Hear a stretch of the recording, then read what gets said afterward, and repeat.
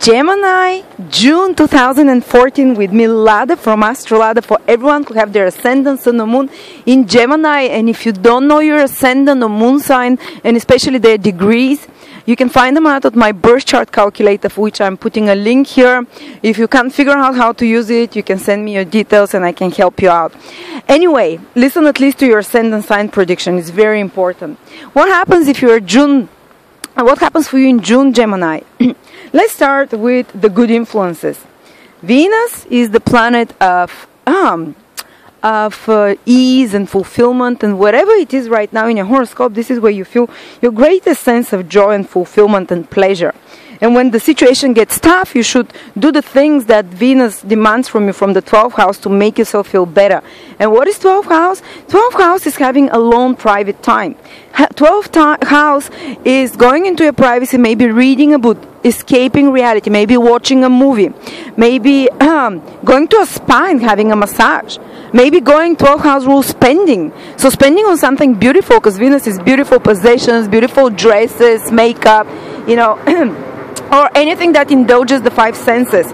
So right now, if you want to, if you're having a hard time, you can escape through 12th house activities and 12th house rules. In ancient astrology, bed pleasures. So some of you might have some good sex, some good romantic love making, let's say, because Venus will not make it sex, it will make it love making. But Venus is also susceptible when it's in the 12th house to have hidden desires or a longing for someone they cannot have, or even to have an extra marriage or extra longing for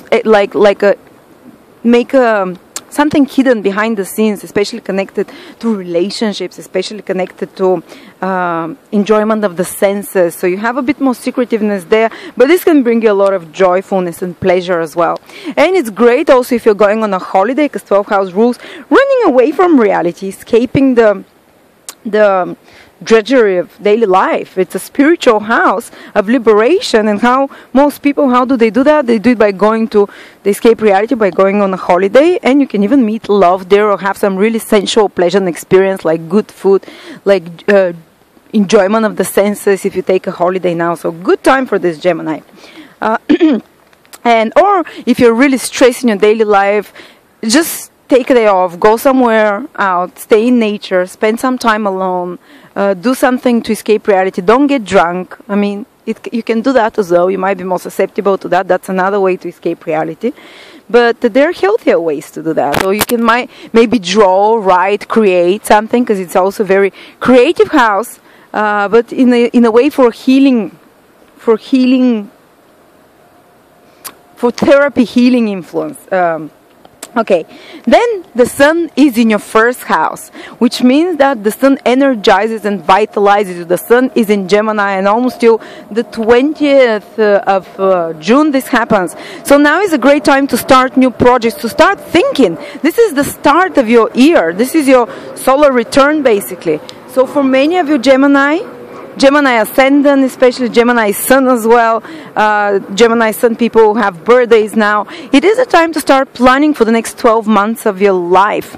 It is the time to make a plan what you want to fulfill, and this is just like we make New Year's resolutions at the end of every year. Most of them, they don't work, because New Year's resolutions have to happen on your own personal New Year, which is when the sun returns to its position, or when the sun transits through your ascendant. You have two little, personal starts of the year, either when the sun passes the ascendant or passes the sun. So people, if you take decisions now to stop smoking, or to start working out for the next 12 months, or to maybe dedicate your time to more relationships, or whatever your resolutions are, you're much more likely to stick with it right now. For instance, when the sun passed through my first house, when the sun, was in Aries, I decided to start working out, and I'm still sticking with it. Yay! So, and I decided it on New Year's Eve as well. I didn't stick with it.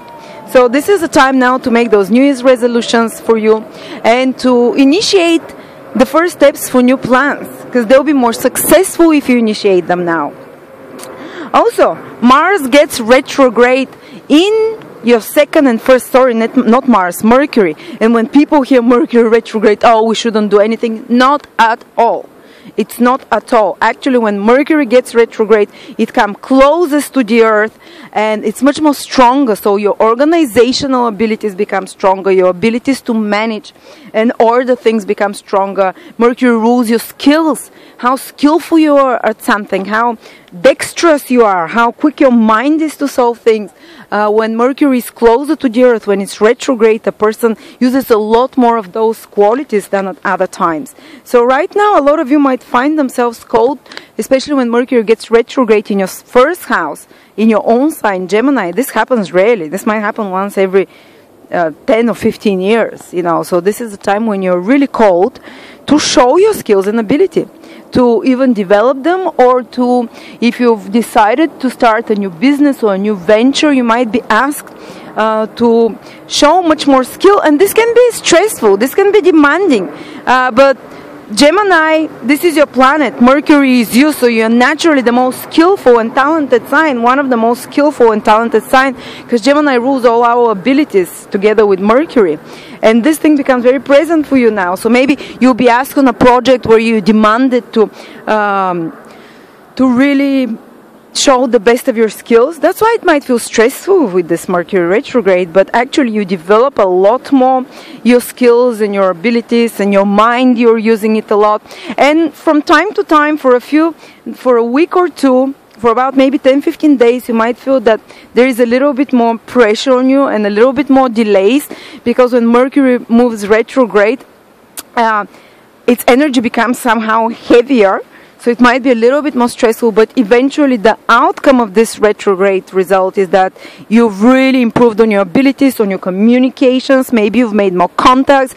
Maybe you've been able to really develop some new skill. And Mercury also is retrograde for a part of June in your second house as well. And second house rules finances. And when Mercury gets retrograde in your financial house, you have a chance to improve on your finances. Maybe some problem will come to the surface financial, which makes you think how to better manage and how to better budget your finances and your possessions, finances and possessions and assets. It doesn't have to be just money. It can be your clothes. It can be your collection of books. It can be your collection of, you know, whatever, of knives.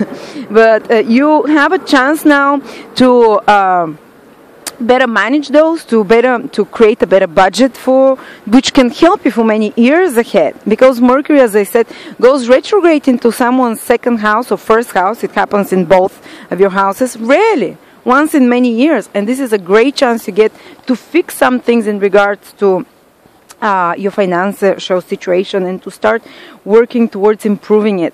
And the financial situation for many Geminis have been quite tough. Gemini Ascendant, Gemini Sun. And Mercury now will help you, even though it might strain the situation for a little bit, it will help you by the end of the Mercury retrograde process to come up with a much better plan and a much better working system in regards to how to manage your finances. Okay, so don't get scared from Mercury retrograde. And at the same time, Sun and Mercury conjunct in your first house around the 19th of June, and Mercury is your planet, it rules you, and the Sun naturally rules career and goals. So around the 19th of June, maybe 2-3 days before, 2-3 days after, some of you Geminis will be very much busy with career projects. Something important will happen in regards to career. Some of you might even gain a career, get a career. Some of you might have interactions with authority figures, like bosses, like father figures, because the Sun rules those things. And you become more ambitious and more goal-getting when Mercury conjuncts the Sun, because the Sun vitalizes Mercury.